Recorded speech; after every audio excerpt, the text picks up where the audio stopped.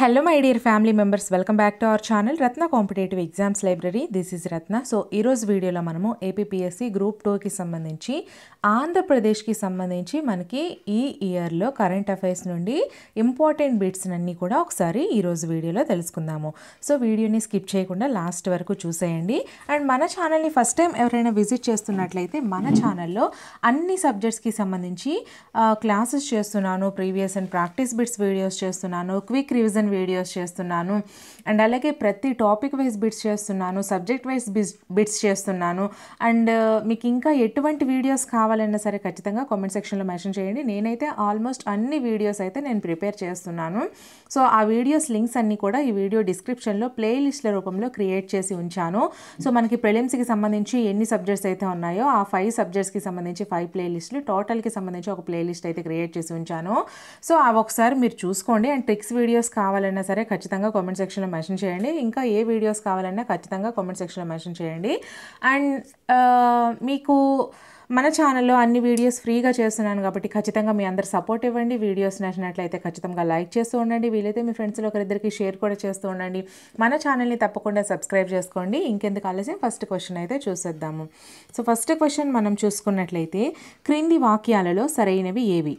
ఏ, విద్యార్థుల స్థానికత అంటే లోకల్ గుర్తింపునకు విద్యార్హత స్థాయిని 10 నుండి 7వ తరగతికి తగ్గిస్తూ ఆంధ్రప్రదేశ్ రాష్ట్ర మంత్రివర్గం నిర్ణయం తీసుకుంది. బి, ప్రస్తుతం 6 నుండి 10వ తరగతి వరకు ఎక్కడ ఎక్కువ తరగతులు చదివారన్న దానిపై దీన్ని నిర్ధారిస్తున్నారు. ఆ ప్రకారమే ఉద్యోగ నియామకాలు, ఉన్నత విద్యలో ప్రవేశాలు కూడా కొనసాగుతున్నాయి. సి, కొత్త జిల్లాలు ఏర్పడడం, ఉన్నత విద్య కోసం బయట ప్రాంతాలకు విద్యార్థులు వెళ్లడం వలన స్థానికులే అయినప్పటికీ చాలామంది స్థానికేతరులుగా గుర్తింపు పొందాల్సి వస్తుంది. డి, దీన్ని అధిగమించేందుకు 10 నుండి 7వ తరగతి వరకు విద్యార్హత స్థాయిని తగ్గించడం వలన ఎక్కువ మంది స్థానికుల కోటా పరిధిలోనికి చేరుతారు. ఆ ప్రకారం వారికి ఉద్యోగ, ఉన్నత విద్యా ప్రవేశాల్లో అవకాశాలు లభిస్తాయి. సో ఆప్షన్స్ మనం చూసుకుంటే first one A, B, C సరైనవి, second one B, C, D సరైనవి, third one C, D, A సరైనవి, fourth one A, B, C, D సరైనవి. సో సరైన సమాధానం కామెంట్ చేసేయండి.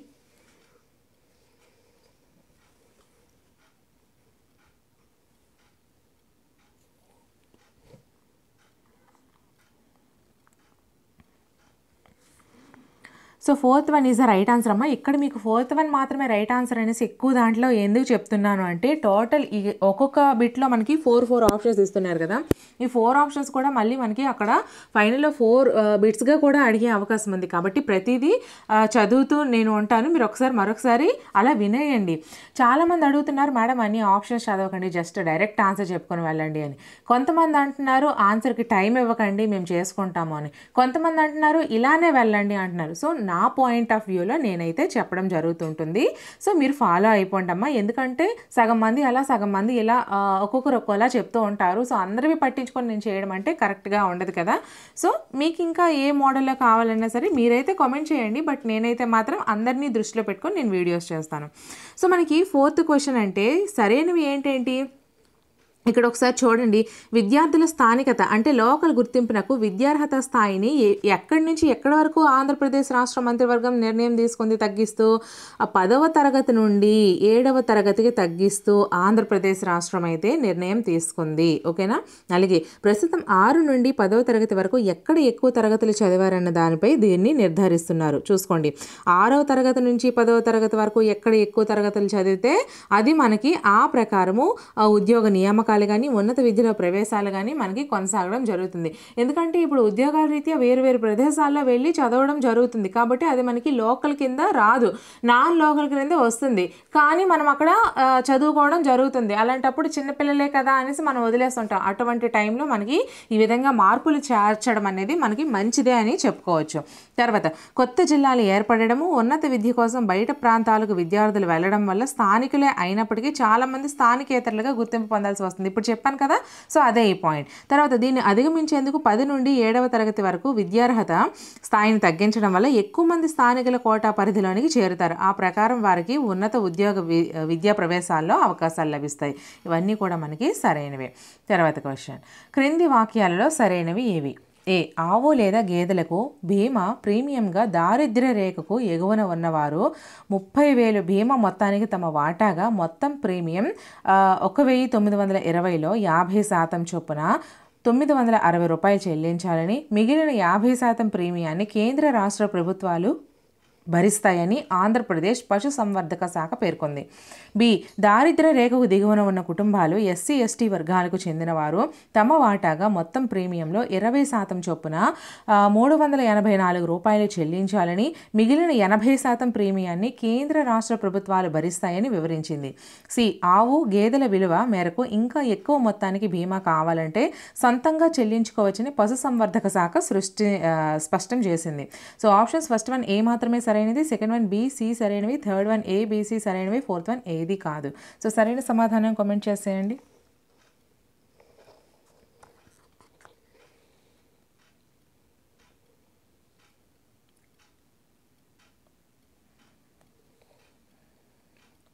Third one is the right answer అమ్మ. ఏబిసి 3 కూడా సరైనవే.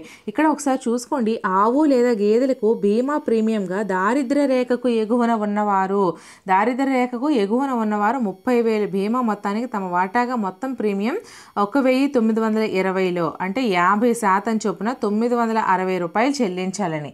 చూడండి, 30,000 బీమా మొత్తానికి ఎంత 1920 రూపాయలు అవుతుంది. అందులో 50% చొప్పున 960 రూపాయలు చెల్లించాలని, మిగిలిన 50% ప్రీమియాన్ని కేంద్ర రాష్ట్ర ప్రభుత్వాలు భరిస్తాయని ఆంధ్రప్రదేశ్ పశుసంవర్ధక శాఖ పేర్కొందనమాట. అంటే ఆవుల్ని మనం గేదెల్ని బీమా ప్రీమియంగా కొన్నాం అనుకోండి, దారిద్ర్య రేఖకు ఎగువన ఉన్నవారంటే మనం తక్కువ స్థాయిలో డబ్బు తక్కువగా ఉన్న వాళ్ళమైతే 30,000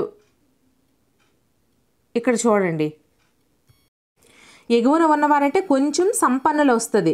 ఇది దారిద్ర్య రేఖ అనుకోండి, ఇది ఎగువన, ఇది దిగువన. ఈ ఎగువన ఉన్నవారంటే కొంచెం సంపన్నులు వస్తారు కాబట్టి వాళ్ళకి 50% కేంద్ర రాష్ట్ర ప్రభుత్వాలు, 50% వాళ్ళు ప్రీమియం చెల్లించుకోవాలి. అలాగే దిగువన ఉన్నవారంటే ఇంకా తక్కువ స్థాయిలో ఉన్నవాళ్ళు అవుతారు.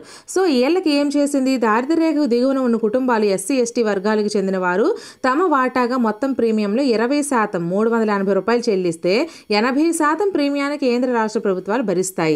ఓకేనా, 80% కేంద్ర రాష్ట్ర ప్రభుత్వాలు వీళ్ళకి దిగువన ఉన్న వారికి భరిస్తాయి, 20% మాత్రమే వీళ్ళు కట్టుకోవడం అయితే సరిపోతుంది. అలాగే ఆవు లేదా గేదెల విలువ మేరకు ఇంకా ఎక్కువ మొత్తానికి బీమా కావాలంటే సొంతంగా చెల్లించుకోవచ్చని కూడా పశుసంవర్ధక శాఖ స్పష్టం చేసిందనమాట. ఇంకా ఎక్కువ విలువైన ఆవులు గేదెలు మనం తీసుకున్నాం అనుకోండి, మొత్తానికి కూడా బీమా కావాలంటే మాత్రం ఆ డబ్బులు మనమే చెల్లించుకోవాలని చెప్పింది. కాబట్టి 3 కూడా మనకి సరైనవే. నెక్స్ట్ క్వశ్చన్, క్రింది వాక్యాలలో సరైనవి ఏవి? ఫస్ట్ వన్, ఆత్రేయపురం పూతరేకులకు భౌగోళిక గుర్తింపు లభించింది. సెకండ్ వన్, భౌగోళిక గుర్తింపు కోసం డాక్టర్ బిఆర్ అంబేద్కర్ కోనసీమ జిల్లా ఆత్రేయపురానికి చెందిన సర్ ఆర్థర్ కాటన్ పూతరేకుల సహకార సంఘం దరఖాస్తు చేసింది.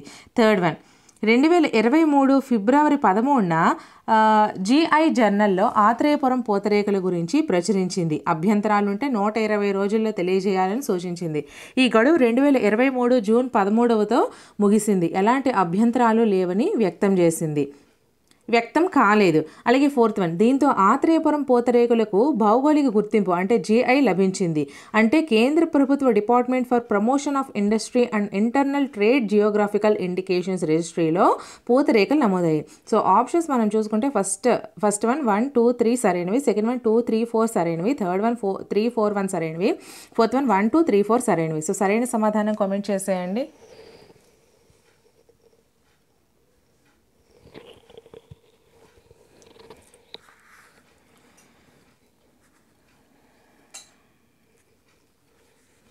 Fourth one is the right answer అమ్మ. ఇక్కడ చూసుకోండి, ఈ 4 కూడా మనకి సరైనవే.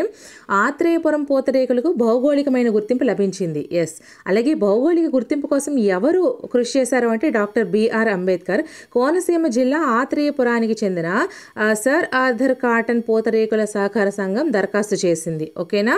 అలాగే 2023 ఫిబ్రవరి 13న చూసుకోండి, 2023 ఫిబ్రవరి 13న GI జర్నల్లో ఆత్రేయపురం పూతరేకుల గురించి ప్రచురించింది. చూసుకోండి, ఈ మధ్యన మనకి కరెంట్ అఫైర్స్ ఎప్పుడు జరిగింది? 2023 ఫిబ్రవరి 13న. ఓకేనా. ఆత్రేయపురం పూతరేకుల గురించి ప్రచురించింది. అభ్యంతరాలు ఉంటే 120 రోజుల్లో తెలియజేయాలని సూచించింది. ఒక్కొక్క పాయింట్ కూడా మనకి ఒక్కొక్క బిట్గా అడిగే అవకాశం ఉంది కాబట్టి ప్రతిదీ మీరు వినండి మరొకసారి. ఈ గడువు 2023 జూన్ 13తో ముగిసింది. ఎటువంటి అభ్యంతరాలు కూడా వ్యక్తం కాలేదన్నమాట. ఎవరు ఏ అభ్యంతరాన్ని పెట్టలేదు. అలాగే ఆత్రేయపురం పూతరేకులకు భౌగోళిక గుర్తింపు లభించింది. అంటే కేంద్ర ప్రభుత్వ department for promotion of industry and international trade geographical indications రిజిస్ట్రీలో పూతరేకులు నమోదయ్యాయి. ఓకేనా. సో నెక్స్ట్ క్వశ్చన్, క్రింది వాక్యాలలో సరైనవి ఏవి? ఫస్ట్ వన్, మార్చ్ఖండ్ ప్రాజెక్ట్ ఎగువ దిగువ ప్రాంతాలలో దేనికి కూడా ఆన్సర్ మనం చూసుకున్నట్లయితే ఈ 3 కూడా సరైనవేనమ్మా. నేను మీకు ఎక్స్ప్లెనేషన్ ఇచ్చేస్తాను, మళ్ళీ 2 సార్లు చదవడం మీకు ఇంట్రెస్ట్ ఉండదేమో. సో ఎక్స్ప్లెనేషన్ ఇచ్చేస్తాను, ఒకసారి చూసుకోండి. దీనికి ఆన్సర్ వచ్చేసరికి third one is the right answer వస్తుంది. సో కరెంట్ అఫైర్స్ కదా, సో ఒకసారి ఎక్స్ప్లెనేషన్ ఇస్తాను చూడండి. మార్చ్ఖండ్ ప్రాజెక్ట్ అనేది ఎగువ దిగువ ప్రాంతాల్లో 3 జల విద్యుత్ ప్రాజెక్టులు నిర్మించాలని ఆంధ్రప్రదేశ్ పవర్ జనరేషన్ కార్పొరేషన్ అంటే జెన్కో, ఒడిశా హైడ్రో పవర్ కార్పొరేషన్లు ఓహెచ్పిసి అంగీకారం కుదుర్చుకున్నాయి. ఏవేవి అంగీకారం కుదుర్చుకున్నాయమ్మా? ఆంధ్రప్రదేశ్ పవర్ జనరేషన్ కార్పొరేషన్ అంటే జెన్కో, అలాగే ఒడిశా హైడ్రో పవర్ కార్పొరేషన్ ఓహెచ్పిసి దేనికి అంగీకారం కుదుర్చుకున్నాయి? మార్చ్ఖండ్ ప్రాజెక్ట్ ఎగువ దిగువ ప్రాంతాల్లో 3 జల విద్యుత్ ప్రాజెక్టులు నిర్మించాలని. ఓకేనా. నెక్స్ట్, ప్రాజెక్ట్ పరిపాలనా కమిటీ 2023 జూన్ 9న ఒడిశా రాజధాని భువనేశ్వర్లో తొలిసారి సమావేశమైంది. ఈ యొక్క మార్చ్ఖండ్ ప్రాజెక్టుకి సంబంధించి ప్రాజెక్టు పరిపాలనా కమిటీ ఎప్పుడు తొలిసారి సమావేశం అయింది అంటే 2023 జూన్ 9న. అయితే ఎక్కడ తొలిసారి సమావేశం అయింది అంటే ఒడిశా రాజధాని అయినటువంటి భువనేశ్వర్లో అయితే తొలిసారిగా సమావేశం జరగడం జరిగింది. అలాగే 2 రాష్ట్రాల ఇంధన శాఖాధికారులు అంటే ఏపీ జెన్కో సంబంధించిన శాఖాధికారి, అలాగే ఓహెచ్పిసికి సంబంధించినటువంటి ఇంధన శాఖాధికారి, ఈ 2 రాష్ట్రాల ఇంధన శాఖాధికారులు కూడా వారి యొక్క ప్రతినిధులు అయితే పాల్గొనడం జరిగింది. ఎందులో? ఈ యొక్క తొలిసారి సమావేశంలో. అలాగే కొత్తగా నిర్మించనున్న జల విద్యుత్ ప్రాజెక్టుల కూలంకషంగా చర్చించారు. ఇందులో భాగంగానే 98 మెగావాట్ల విద్యుత్ ఉత్పాదన సామర్థ్యంతో 3 ప్రాజెక్టులు సంయుక్తంగా నిర్మించేందుకు అంగీకారానికి వచ్చారనమాట. ఇందులో భాగంగా కొత్తగా నిర్మించనున్న జల విద్యుత్ ప్రాజెక్టులపై కూలంకషంగా వాళ్ళు చర్చించిన తర్వాత ఏం చేశారు? మొత్తం 98 మెగావాట్ల విద్యుత్ ఉత్పాదన సామర్థ్యంతో ఎన్ని ప్రాజెక్టులు? 3 ప్రాజెక్టులను సంయుక్తంగా నిర్వహించేందుకు అంగీకారానికి వచ్చారు. ఓకేనా. నెక్స్ట్, ఇక్కడ ఇది ఒకసారి క్వశ్చన్ మీరు చదవండి. ఇక్కడ మనం ఆన్సర్ చూసుకున్నట్లయితే ఇది కూడా మనకి 4 కూడా సరైనవే. ఒకసారి ఏంటేంటో చూసుకుందాము. ఫస్ట్ వన్, పండ్లు కూరగాయల ఉత్పత్తిలో ఆంధ్రప్రదేశ్ దేశంలోని ఎన్నవ స్థానంలో నిలిచింది? 5వ స్థానంలో నిలిచింది. పండ్లు కూరగాయల ఉత్పత్తిలో ఆంధ్రప్రదేశ్ ఎన్నవ స్థానంలో నిలిచిందమ్మా? మొత్తం దేశంలో 5వ స్థానంలో నిలిచింది. అలాగే 2011-12 నాటి స్థిర ధరల ప్రకారము ఈ రెండింటి దిగుబడిలో ఏపీ వాటా ఎంత అంటే 5.8%. అలాగే 2020-21 నాటికి 8.3% చేరిందనమాట. ఈ 10 ఏళ్ల కాలంలో రాష్ట్రం 7 నుంచి 5వ స్థానానికి ఎగబాకింది. చూడండి, 2011 నుంచి 12 కాలంలో ఎంత స్థాయిలో ఉండేది? 7వ స్థానంలో ఉండేది. ఎన్నవ స్థానంలో ఉండేది? 7వ స్థానంలో ఉండేది. అయితే దిగుబడిలో ఏపీ అప్పుడు 2011-12 సంవత్సరంలో వాటా ఎంత శాతం ఉండేది? 5.8% ఉండేది. అది ఇప్పుడు 2020-21 నాటికి 8.3% చేరి ఆ స్థానం 7 నుంచి 5వ స్థానానికి పెరిగిందనమాట. అంటే పండ్లు కూరగాయల ఉత్పత్తిలో 2011-12 సంవత్సరంలో 7వ స్థానంలో ఉండగా ఇప్పుడు 5వ స్థానంలోకి వచ్చింది. ఓకేనా. అప్పుడు వాటా 5.8% ఉండగా ఇప్పుడు 8.3%కి చేరింది. తర్వాత ఈ విషయంలో పశ్చిమ బెంగాల్ ఎంత శాతం? 11.7%, మధ్యప్రదేశ్ 10.8%, ఉత్తరప్రదేశ్ 9.7%, మహారాష్ట్ర 9.6%. ఇవన్నీ కూడా ఆంధ్రప్రదేశ్ కంటే ముందుగా ఉన్నాయి. ఫస్ట్ పశ్చిమ బెంగాల్, తర్వాత మధ్యప్రదేశ్, ఉత్తరప్రదేశ్, మహారాష్ట్ర, తర్వాత ఏపీ. ఓకేనా. అయితే ఈ పశ్చిమ బెంగాల్ 11.7%, మధ్యప్రదేశ్ 10.8%, ఉత్తరప్రదేశ్ 9.7%, మహారాష్ట్ర 9.6%, ఏపీ 5వది, మనకి అది 8.3%కి చేరింది. ఓకేనా. మొదటి స్థానం పశ్చిమ బెంగాల్, 2వది మధ్యప్రదేశ్, 3వది ఉత్తరప్రదేశ్, 4వది మహారాష్ట్ర, 5వది ఏపీ. తర్వాత రాష్ట్రంలో ఉత్పత్తి అయ్యే పండ్లు కూరగాయల స్థూల విలువ 2011 నుంచి 12లో 16,500 కోట్ల మేర ఉండగా 2020 నుంచి 21 నాటికి 32,900 కోట్లకు చేరిందమ్మా. చూసుకోండి, రాష్ట్రంలో ఉత్పత్తి అయ్యే పండ్లు కూరగాయల స్థూల విలువ 2011 నుంచి 12లో ఎంత ఉండేది? 16,500 కోట్లే ఉండేది. ఇప్పుడు 2020-21 నాటికి 32,900 కోట్లకైతే చేరడం జరిగింది. ఇదంతా కూడా మనకి మంచిదే కదా. సో నెక్స్ట్ క్వశ్చన్, ఇక్కడ కూడా మనం క్వశ్చన్కి ఆన్సర్ చూసుకున్నట్లయితే ఈ 4 కూడా సరైనవి. సో ఒకసారి ఎక్స్ప్లెనేషన్ ఇచ్చుకుందాము. సో ఫస్ట్ వన్, కేంద్ర జలశక్తి శాఖ తొలి వాటర్ బాడీ సెన్సస్ నివేదికను విడుదల చేసింది. కేంద్ర జలశక్తి శాఖ తొలి వాటర్ బాడీ సెన్సస్ నివేదికను విడుదల చేయడం జరిగింది. అయితే ఆంధ్రప్రదేశ్లో 1,90,777 చెరువులు తదితర జలవనరులు ఉన్నట్లు నివేదిక వెల్లడించింది. తొలి వాటర్ బాడీ సెన్సస్ నివేదికను ఎప్పుడు కేంద్ర జలశక్తి శాఖ విడుదల చేయడం అయితే జరిగింది. అయితే ఆంధ్రప్రదేశ్లో ఎన్ని చెరువులు తదితర వనరులు ఉన్నట్లు నివేదిక వెల్లడించింది అంటే 1,90,777 చెరువులు తదితర జలవనరులు ఉన్నట్లు ఈ యొక్క కేంద్ర జలశక్తి శాఖ నివేదికను అయితే వెల్లడించడం జరిగింది. అయితే 2017-18 సంవత్సరాన్ని ప్రాతిపదికగా తీసుకొని నిర్వహించిన ఈ గణన ప్రకారము మొత్తం నీటి వనరుల్లో 99.7% గ్రామీణ ప్రాంతాల్లో ఉండగా, చూడండి 2017 నుంచి 18 సంవత్సరాన్ని ప్రాతిపదికగా తీసుకుంటే ఈ గణన ప్రకారం 99.7% నీటి వనరుల్లో గ్రామీణ ప్రాంతాల్లోనే ఉన్నాయి. మిగిలినవన్నీ కూడా పట్టణ ప్రాంతాల్లో ఉన్నాయి. ఇందులో అత్యధికం చెరువులు కాగా మిగిలినవి నీటి సంరక్షణ పథకాల కింద చేపట్టిన చెక్ డ్యాంలు, ఓటబావులు. ఈ 99.7%లో అత్యధికంగా చెరువులు ఉన్నాయి. ఆ తర్వాత నీటి సంరక్షణ పథకాల కింద చేపట్టిన చెక్ డ్యాంలు, ఓటబావులు ఉన్నాయి. అయితే మొత్తం జల వనరుల్లో 57.2% ప్రైవేట్ యాజమాన్యము, 42.8% ప్రభుత్వ పరిధిలో ఉన్నాయి. చూసుకోండి, మొత్తం జలవనరుల్లో 57.2% ప్రైవేట్ యాజమాన్యం చేతుల్లో ఉన్నాయి, 42.8% మాత్రమే ప్రభుత్వం యొక్క పరిధిలో ఉండడం జరిగింది. ఓకేనా. తర్వాత ఇక్కడ ఈ క్వశ్చన్కి ఆన్సర్ వచ్చేసరికి మనకి ఇది కూడా ఈ 3 కూడా సరైనవే అండి. ఒకసారి ఏంటేంటి చూసుకుందాము. గుంటూరు జిల్లా వడ్లమూడి విజ్ఞాన్ యూనివర్సిటీలోని Vignan university Grace cancer foundation CPOI సంయుక్త ఆధ్వర్యంలో గర్భాశయ క్యాన్సర్పై 2023 మార్చి 18న అవగాహన సదస్సు నిర్వహించారు. చూడండి, ఈ యొక్క గర్భాశయ క్యాన్సర్పై ఎప్పుడు అవగాహన సదస్సు నిర్వహించారు అంటే 2023 మార్చి 18న.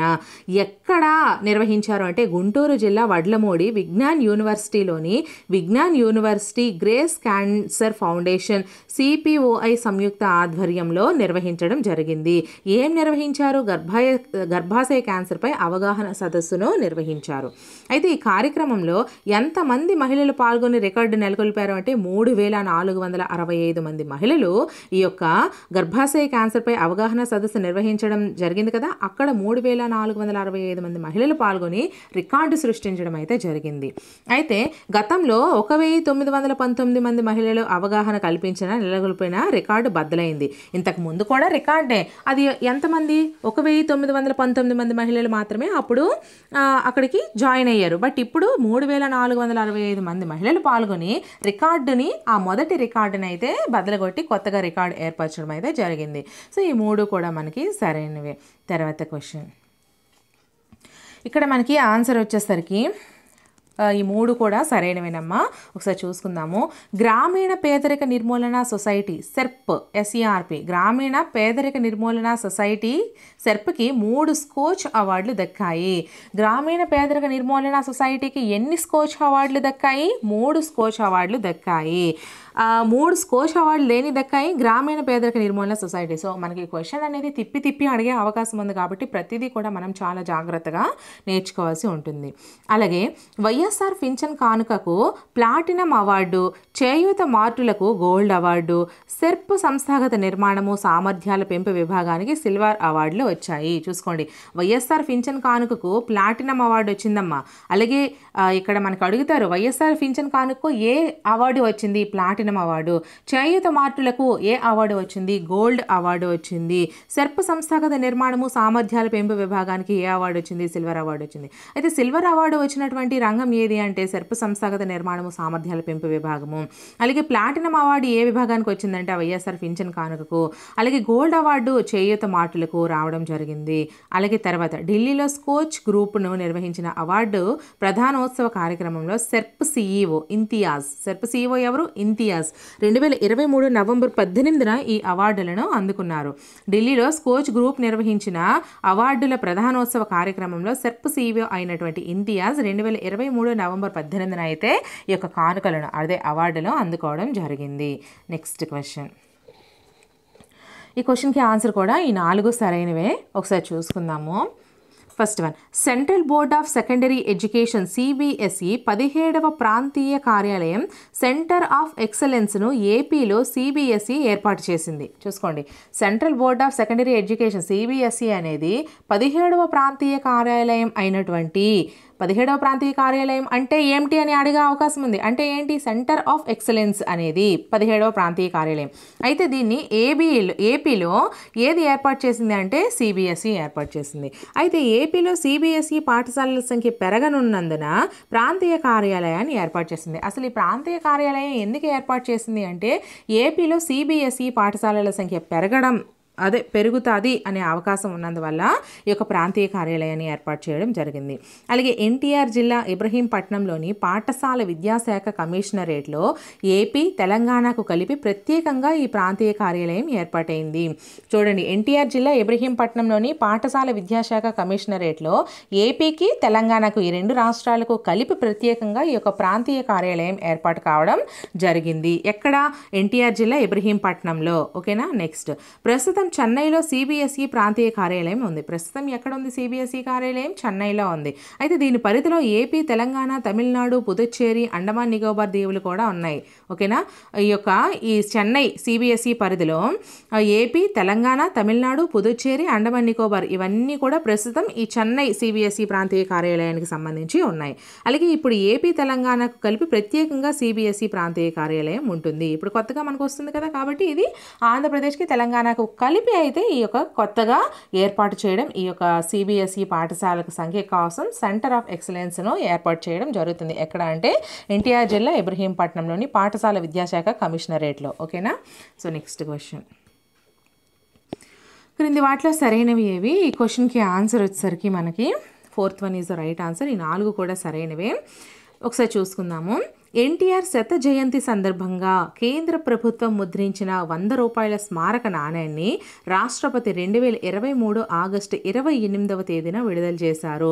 ఎన్టీఆర్ శత జయంతి సందర్భంగా కేంద్ర ప్రభుత్వం ముద్రించిన 100 రూపాయల స్మారక నాణ్యాన్ని రాష్ట్రపతి ఎప్పుడు విడుదల చేశారు అంటే 2023 ఆగస్టు 28న అయితే విడుదల చేయడం జరిగింది. దేని సందర్భంగా? ఎన్టీఆర్ శత జయంతి సందర్భంగా కేంద్ర ప్రభుత్వం దేన్ని ముద్రించింది? 100 రూపాయల స్మారక నాణ్యాన్ని. ఎవరు విడుదల చేశారు? రాష్ట్రపతి విడుదల చేశారు. సో చూసారా, ఒక్క పాయింట్లో మనకి ఎన్ని క్వశ్చన్స్ రైజ్ అవుతున్నాయి. తర్వాత 50% వెండి, 40% రాగి, 5% చొప్పున జింకు, నికెల్ కలిపి ఈ నాణ్యం తయారు చేశారు. ఏవేవి ఎంత శాతం అని కూడా అడుగుతారు. 50% వెండి కలిపారు, ఇందులో 40% రాగి కలిపారు, 5% జింకు ప్లస్ 5% జింకు, 5% నికెలు కలిపారు. సో మొత్తానికి మనకి 100%కి చేశారనమాట. 50% వెండి, 40% రాగి, 5% జింకు, 5% నికెలు కలిపి ఈ నాణ్యం తయారు చేశారు. అయితే ఈ నాణ్యం కొనుగోలుకు రిజర్వ్ బ్యాంకు కౌంటర్ లేదా ఏదైనా బ్యాంకులో 4160 రూపాయలు చెల్లించాలి. ఈ నాణ్యాన్ని కొనుగోలు చేయాలంటే రిజర్వ్ బ్యాంకు కౌంటర్ లేదా ఏదైనా బ్యాంకులో 4160 రూపాయలు చెల్లించాలన్నమాట.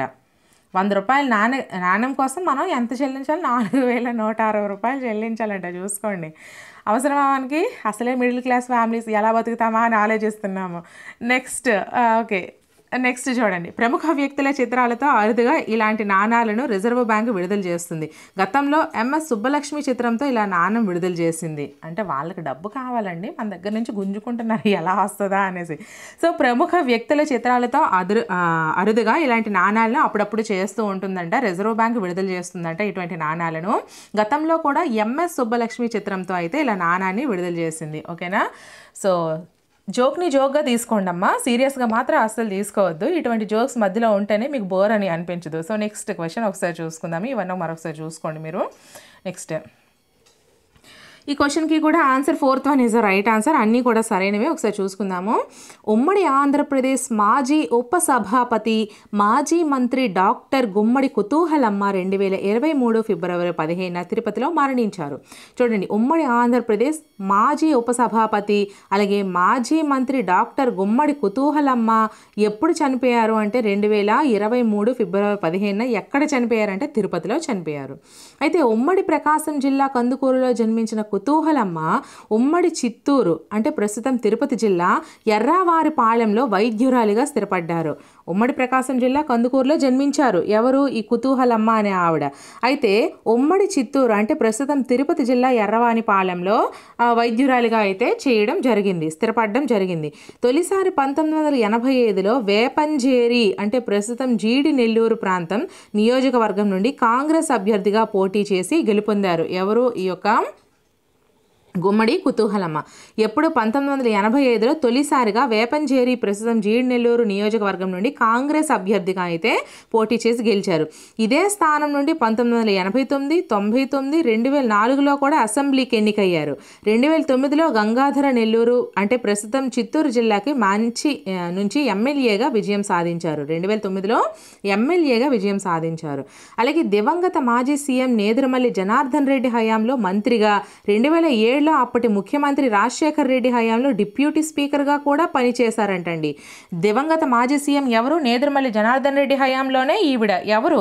ఈ యొక్క గుమ్మడి కుతూహలమ్మ మంత్రిగా చేశారు. అలాగే 2007లో అప్పుడు ముఖ్యమంత్రి రాజశేఖర్ రెడ్డి హయాంలో డిప్యూటీ స్పీకర్గా కూడా గుమ్మడి కుతూహలమ్మ పనిచేయడం జరిగింది. ఓకేనా? So next question. ఈ క్వశ్చన్కి ఆన్సర్ వచ్చేసరికి మనకి దీనికి కూడా 4th one is the right answer. అన్నీ కూడా సరైనవే. సో ఒకసారి చూసుకుందాము. ఆంధ్రప్రదేశ్ ఓటర్ల జాబితా ప్రత్యేక సమగ్ర సవరణ 2023ను చేపట్టిన ఎన్నికల సంఘం 2023 జనవరి 5న తుది జాబితాను ప్రచురించింది. చూసుకోండి, ఆంధ్రప్రదేశ్లో ఓటర్ల జాబితా ప్రత్యేక సమగ్ర సవరణ 2023ను చేపట్టిన ఎన్నికల సంఘం 2023 జనవరి 5న తుది జాబితాను ప్రచురించడం జరిగింది. అలాగే తుది జాబితా ప్రకారం ఆంధ్రప్రదేశ్లో ఓటర్ల సంఖ్య ఎంతకు చేరింది? ఇది లెక్క పెట్టడమే మనకు కొంచెం కష్టం కదా. సో 1, 10, 100, 1000, 10,000, లక్ష, 10 లక్షలు, కోటి, 3,99,84,868కి చేరిందమ్మా. ఈ తుది జాబితా ప్రకారం ఆంధ్రప్రదేశ్లో మొత్తం ఓటర్ల సంఖ్య 3,99,84,868కి చేరింది. అలాగే రాష్ట్రంలో పురుషుల కన్నా 4,61,966 మంది మహిళా ఓటర్లు అధికంగా ఉన్నారంట. చూసుకోండి, ఎందుకంటే ఆ హక్కులన్నీ మన మహిళలకే ఉన్నాయి కదా. సో ఓటర్లు అందరూ కూడా మన మహిళా యాజమాన్యమే మొత్తం ఎక్కువైపోతుంది. సో ఇక్కడ చూసుకోండి ఒకసారి, పురుషుల కన్నా ఎంత ఎక్కువ మంది ఉన్నారు అంటే 4,61,966 మంది ఉన్నారంటండి మహిళలు పురుషుల కంటే. మొత్తం వచ్చేసరికి 3,99,84,868. ఓకేనా? నెక్స్ట్, రాష్ట్రంలో అత్యధిక ఓటర్లు ఉన్న నియోజకవర్గాల జాబితాల్లో విశాఖ జిల్లాలోని భీమిలి, గాజువాక మొదటి 2 స్థానాల్లో ఉన్నాయి. చూసుకోండి, అత్యధిక ఓటర్లు ఉన్న నియోజకవర్గాలు ఏవేవి అంటే విశాఖపట్నంలోని భీమిలి ఫస్ట్, గాజువాక సెకండ్ స్థానంలో ఉంది. కర్నూలు జిల్లా పాణ్యం నియోజకవర్గం 3వ స్థానంలో ఉంది. కర్నూలు జిల్లా పాణ్యం నియోజకవర్గం 3వ స్థానంలో ఉండడం జరిగింది. అతి తక్కువ ఓటర్లు ఉన్న జాబితాలో మొదటి 3 స్థానాల్లో కృష్ణా జిల్లా పెడన, పశ్చిమ గోదావరి జిల్లా నరసాపురం, ఆచంట ఉన్నాయమ్మా. తక్కువ నుండి ఎక్కువ మనం చూసుకుంటే అతి తక్కువ కృష్ణా జిల్లాలోని పెడన, అలాగే పశ్చిమ గోదావరి జిల్లాలో నరసాపురం సెకండ్, ఆచంట 3. ఓకేనా? తక్కువ నుంచి ఎక్కువగా చూసుకున్నట్లయితే ఈ విధంగా మనకి ఓటర్ల జాబితా నుండి ఎంతమంది ఓటర్లు ఉండడం అయితే జరిగింది. నెక్స్ట్, ఆంధ్రప్రదేశ్ పాఠశాల స్థాయిలోనే 16.3% మంది విద్యార్థులు చదువుకు స్వస్తి చెప్పేస్తున్నారని కేంద్ర విద్యాశాఖ విడుదల చేసిన యుడైస్ ప్లస్ 2021-22 నివేదిక వెల్లడించింది. అయితే దేశవ్యాప్తంగా మధ్యలోనే బడి మానేస్తున్న వారి జాబితాలో ఆంధ్రప్రదేశ్ 8వ స్థానంలో ఉంది. ఫస్ట్ వన్ 5వ స్థానంలో, సెకండ్ వన్ 7వ స్థానంలో, థర్డ్ వన్ 9వ స్థానంలో, ఫోర్త్ వన్ 12వ స్థానంలో. సో సరైన సమాధానం ఒకసారి వీలైతే కామెంట్ చేయండి. సో మన ఎక్స్ప్లెనేషన్ నచ్చినట్లయితే ఖచ్చితంగా నచ్చింది మేడం, ఇలానే కంటిన్యూ చేస్తూ ఉండండి అని చెప్పండి. ఒకవేళ మీకు ఎక్స్ప్లెనేషన్ వద్దు అనుకుంటే వద్దు అని చెప్పండి, ఏం ప్రాబ్లం లేదు. బట్ కొంచెం పొలైట్గా చెప్పండి మీరు ఏం చెప్పినా కూడా. Answer third one is the right answer అమ్మ. 9వ స్థానంలో ఉంది. ఒకసారి చూసుకోండి, ఆంధ్రప్రదేశ్లో పాఠశాల స్థాయిలో ఎంత శాతం మంది విద్యార్థులు చదువుకు స్వస్తి చెప్పేస్తున్నారు? 16.3% మంది. దీనికోసం ఏం చేసింది కేంద్ర విద్యాశాఖ విడుదల చేసిన యుడైస్ ప్లస్ 2021-22 నివేదిక. ఏ నివేదిక ప్రకారం యుడైస్ ప్లస్ 2021-22 నివేదిక ప్రకారం వెల్లడించింది. దేని వెల్లడించింది? 16.3% మంది పాఠశాల స్థాయిలోనే విద్యార్థులు చదువుకు స్వస్తి చెప్పేస్తున్నారని వెల్లడించింది. అయితే దేశవ్యాప్తంగా మధ్యలోనే బడిమేనేస్తున్న వారి జాబితాలో ఆంధ్రప్రదేశ్ ఎన్నవ స్థానంలో ఉందంటే 9వ స్థానంలో ఉంది. ఓకేనా, ఎన్నవ స్థానంలో ఉందమ్మా? 9వ స్థానంలో ఉంది. నెక్స్ట్ క్వశ్చన్, ఆంధ్రప్రదేశ్ శాసనసభ డిప్యూటీ స్పీకర్గా ఎవరు ఎన్నికయ్యారు? First one Pamula Pushpasreevani, second one Kothari Abbayya Chowdary, third one Kothagulli Bhagyalakshmi, fourth one Kolagatla Veerabhadraswamy. So సరైన సమాధానం కామెంట్ చేసేయండి. వీడియో నచ్చినట్లయితే లైక్ చేయండి, మన ఛానల్ని తప్పకుండా సబ్స్క్రైబ్ చేసుకోండి. చాలా వీడియోస్ చేస్తున్నాను గ్రూప్ 2కి సంబంధించి. సో అన్ని ఎగ్జామ్స్కి సంబంధించి కూడా మనం చాలా వీడియోస్ చేస్తున్నాము. గ్రూప్స్కి సంబంధించి అన్ని వీడియోస్ మన ఛానల్లో ఉంటున్నాయి. సో ఒకసారి చూసుకోండి. సో ఆన్సర్ వచ్చేసరికి ఫోర్త్ వన్ ఈజ్ ఆ రైట్ ఆన్సర్ అమ్మ. ఆంధ్రప్రదేశ్ శాసనసభ డిప్యూటీ స్పీకర్గా ఎవరు ఎన్నికయ్యారు అంటే కోలగట్ల వీరభద్రస్వామి. కోలగట్ల వీరభద్రస్వామి గారు ఆంధ్రప్రదేశ్ శాసనసభ డిప్యూటీ స్పీకర్గా అయితే ఎన్నికవ్వడం జరిగింది. నెక్స్ట్ క్వశ్చన్, కేంద్ర ప్రభుత్వం 2022 అక్టోబర్ 1న ప్రకటించిన స్వచ్ఛ సర్వేక్షణ్ 2022లో ఆంధ్రప్రదేశ్లోని విశాఖపట్నం జాతీయ స్థాయిలో ఎన్నవ స్థానంలో నిలిచింది? ఫస్ట్ వన్ 4వ స్థానంలో, సెకండ్ వన్ 5వ స్థానంలో, థర్డ్ వన్ 6వ స్థానంలో, ఫోర్త్ వన్ 10వ స్థానంలో. సో సరైన సమాధానం కామెంట్ చేసేయండి.